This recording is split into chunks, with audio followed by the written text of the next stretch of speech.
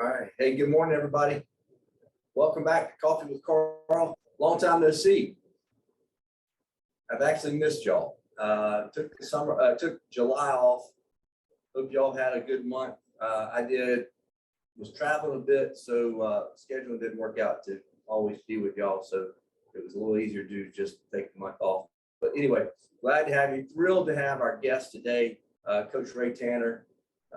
He doesn't need an introduction, but I'll get to him in just a minute. But did want to thank UofSC Athletics for hosting us today and being here in this great office.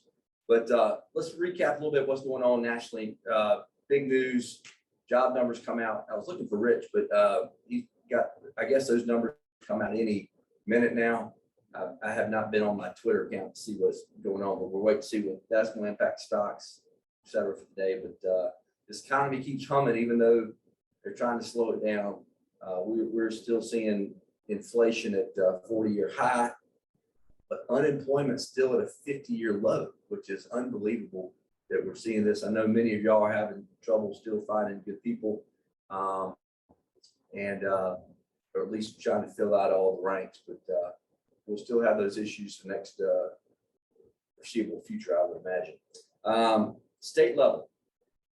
Started midnight this morning, but South Carolina tax-free weekend. So go out and spend lots of money, no taxes for the weekend, a lot of stuff. Anna just put in the on the chat box the list of all the things that are tax-free for the weekend. So go spend your money. Locally, we've had an unbelievable run here in Columbia this spring. Really, we've weathered COVID well, but I was looking at Daniel Rickman, the mayor's Facebook page yesterday. He announced 35 new businesses in the hospitality retail business opened up this year since January, and another 15 more on the docket. So that's great. That's ones that they've been involved with. I think there are a lot more than that, quite frankly. So that's good news for Columbia. I think we're going to continue to see growth there. And remember, a lot of these things are hospitality and retail jobs.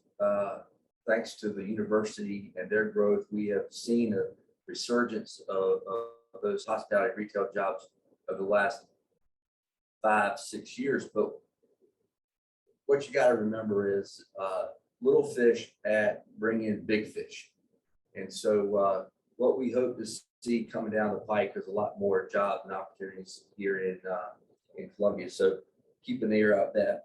Also, but the other reason for the job growth is the announcement and the willingness of City Council to address some of the business-friendly elements that we talked about here. So I don't want to let that go without saying we appreciate the city really focusing on small business and the creation of jobs. It does help. We're seeing it every day, which is great. We actually had 3 ribbon cuttings just yesterday. So that's positive news. One of those, I want to give a shout out to Aaron Ellison and Chick-fil-A opened up on 2 Notch yesterday. Great family, enjoyed meeting all of them. But I was more impressed with the number of people that came from out of state to see his grand opening, from Maryland to Texas, all over South Carolina. So that's kind of pretty cool to see that. So congratulations to that new store and great operator. Also want to share some news. I couldn't share it before we left in June, but it is public now that we are saddened but excited for General Pat McCallis out at Fort Jackson, who is going to be leaving Fort Jackson at the end of this month. So August 30th is his last day wearing the uniform. He is leaving to take his dream job. He is going to be he's going to be Commandant of the Corps of Cadets at Texas A&M. He is a alum of Texas A&M and decided that was his dream job. He told his wife 10 years ago he would never leave the Army unless that job came his way. So we're excited for him. We're also pleased to welcome General Jason Kelly. He's Southeast General in charge of the Army Corps of Engineers. So we've been in contact via email, but looking forward to hosting he and his wife in Columbia at the end of this month. So, all right, with that, I hit the highlights. But without further ado, my teammate here, doesn't need any introduction, but Ray Tanner's been a fixture here in Columbia as long as I've been in Columbia. 97? Summer of 96. 96. Okay. And many know he had a marginal run as the baseball coach here, only won 700% of the games that he coached. 5 appearances in the World Series. 6. Don't short. Sorry. 6. They're important. You can't miss one. And back-to-back years, 2011, 2010, 2011 national championships, which is an unbelievable feat to do back-to-back. And then he's had a heck of a career as well as the athletic director. So thanks for taking the time to be with me today. I really, really appreciate it. When we think of Gamecock athletics, you think about the most ardent fans in the country. We up and down years, some tumultuous years in football, but with and without wins, the fans are unbelievable. But for me, running the chamber, seeing Gamecocks, it means a lot of dollars to this community. So I want to thank you for that. Let's talk high-level athletics. You've had pardon my French, a hell of a summer in recruiting, to put it lightly. New basketball coach recruits the #1 recruit in the country, Gigi Jackson. So everybody's anticipating a great basketball season. Dawn Staley coming off another phenomenal year. I mean, she's like the Energizer Bunny. And then you got Beamer, who has continued to bring in folks not only for this season but for next season at a high level. Good.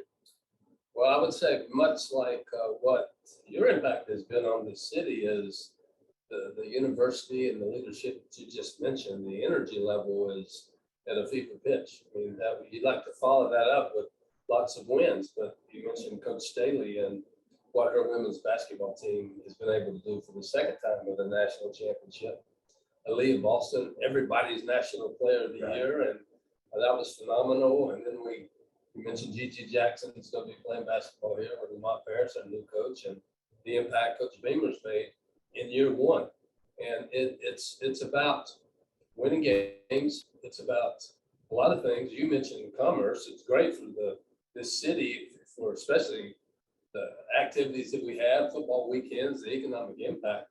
But when you can win and you have high character individuals leading your program, that's extremely special. And we look forward to a great year here in 22-23. Well, it's like what I just mentioned about business. Success breeds success. And I think we're seeing a lot of fruits of your labor coming through right now, which is good. So football is less than a month away. For those that are not aware, it's you can start feeling the momentum, getting riled up. SEC weekend was a couple weeks ago, and getting the news out about the players. Big upgrades to the stadium. You excited about that? You excited about the overall tone and tenor of the football season? Absolutely. And you mentioned Labor Day weekend, September 3rd. We play a 7:30 game against Georgia State, and right about the time we were hit with COVID, we finished some premium spaces in Williams-Brice Stadium. You know, we had the Traditions Club, the Horseshoe Club, the Cockatoos Club, the 2001 Club, just great space to add to the stadium for 8,000 patrons. And we were in the midst of COVID, and we really weren't able to use those during that time. And now they're sold out. Our ticket sales are going well. And, you know, we mentioned Gigi Jackson and Lee Boston, and got a quarterback by the name of Spencer Rattler that gets a lot of attention and a lot of great returners. So there's a lot to be excited for, and we're continuing to try to add amenities.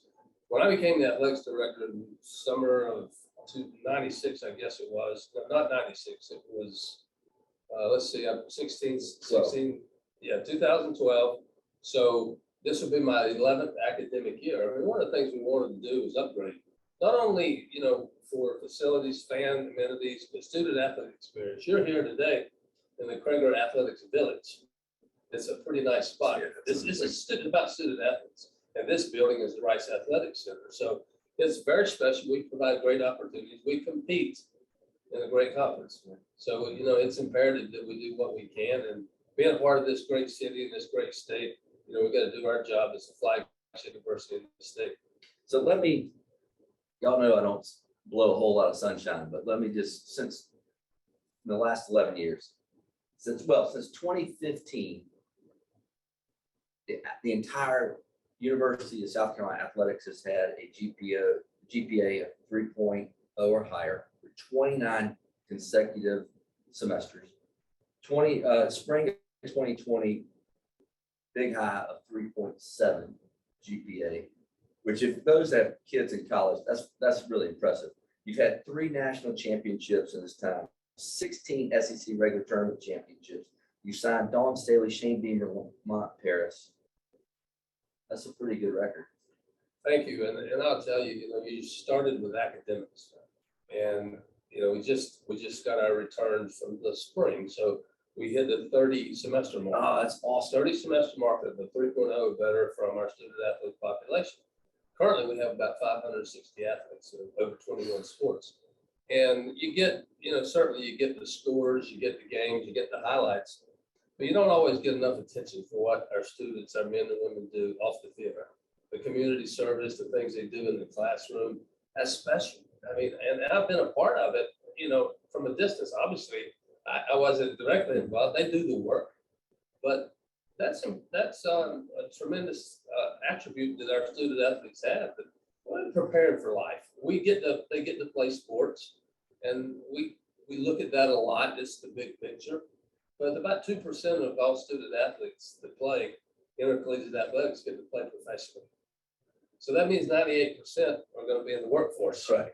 So they're well prepared to move in that direction. We're excited about the impact that our advisors, our learning specialists, our leadership over in the Doty Anderson Academic Center next door, that the work that they've done to help our student athletes position themselves for great success going forward. Yeah, that's pretty astounding, quite frankly. Congratulations, that's huge.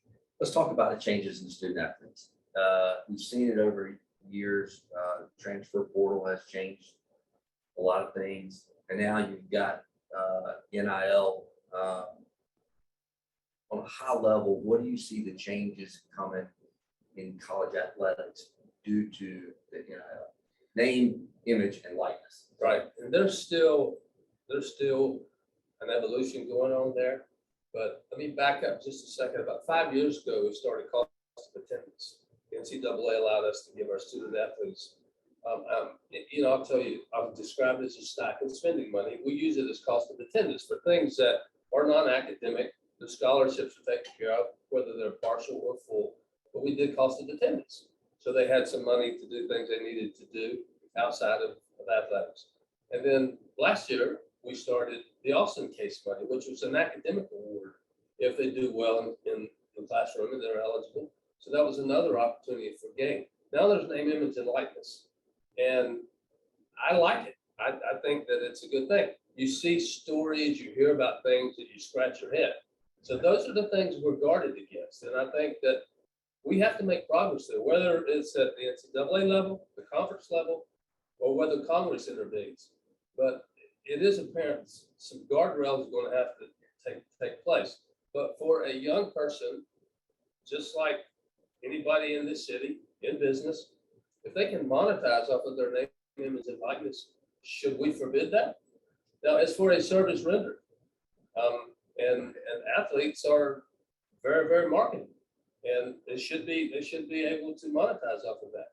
And again, they have to do a service. That's a little bit of the how much service do you have to do? So they're playing a sport, they're going to school. But I think it's a good thing. But we do need some more guardrails as we move forward. And I think there's just some legislation filed in the Senate to talk about some of that. Tom Tuberville is looking at doing some things. Former coach Tuberville, but like anything that comes out, watching it progress and then making some necessary changes is the normal process. Right. So we're following that normal process. Right. And again, I think it's great, and it's an opportunity. We live in the greatest country in the world. It's a land of opportunity, right. And I don't think we should be restricted if there's a benefit that they can provide. advertise for it, I think it's great. It won't be for 560 athletes. It will be for a certain group or a team. But still, I think that's something that we're making progress. Good. Changes, I won't get too high level, but SEC has been the leader in football for years, has been in the driver's seat more or less. The changes in the big conferences, all driven financially, probably. See, we're pretty stable in SEC. You know, We are today. But no foreseeable changes there. I wouldn't say anything today, but there is momentum that swings different directions, and you see what other conferences are doing, and Notre Dame is sitting out there. Do they eventually join a conference, or do they stay put? I think there's a lot of things that are coming forward. We've added Texas and Oklahoma, so they'll be joining in the fall of 25. So we'll have to see where it goes. There could be some differences, some changes as we move forward, but there's speculation almost daily now. And we just have to, I know this, we have a tremendous commissioner in Greg Sankey running the Southeastern Conference, and maybe I'm biased, but he's the best in the land. He keeps us informed. He keeps our presidents and chancellors informed of all movement conversations that are going on. So we're in a great position being in the Southeastern Conference. Good. All right. I know our time is limited, but I wanted to, as you look, we talked about the student athletes, you've got changes in amenities, increasing the experience for the fans as well as for alums and athletes. What's next in the big picture of college athletics? And here, you're going to continue to, is your mission for the next couple of years just to continue to enhance the experience, or you see other things changing? Growth. I would say that, much like you do on a daily basis, you're thinking about what's next. And we're doing the same thing here. We certainly don't want to go backwards. We want to stay in the same place we are either. So we want to move forward. So we've got some grand ideas about things we can do moving forward. We've improved facility wise for our student athletes for the last 10 or 12 years, done a lot of really good things, enhanced opportunities for our fans, trying to create that regularly so that they'll continue to come and support. But growth, we want to continue to grow and do some things. There may be some things on the horizon in the next few months that would be an announcement that would get us some more attention here at the university. One thing that's gotten attention the last couple of days, talking about expanding the base, is tickets being sold at Costco, which I think is a phenomenal thing. For some people not so thrilled about it, but talking about expanding your base, that's a good thing. It's great. Don't let your membership expire at Costco. But Right. It's an opportunity there. We have a big stadium. 80,000. We have just shy of 80,000 seats, and a lot of times they're not filled. We're NFL stadiums are now 55, 60,000, 62,000. A lot of the university facilities across our conference are bigger than that. So we're trying to reach as many people as we possibly can. We have our dedicated, loyal fan base, but this Costco arrangement gives us an opportunity to do individual games, not a season ticket, but individual games. And we package it in such a way that it can be affordable for a family. We all know that whatever we do, the prices continue to escalate. And if you can do something like we're doing with Costco and that partnership to get families back to the stadium, that can be a good thing. Right. I think it's terrific. All right. Well, listen, you've been kind with your time. I don't want to keep you too long, but for folks out there, if you haven't gotten your tickets yet, do that. It's a great opportunity.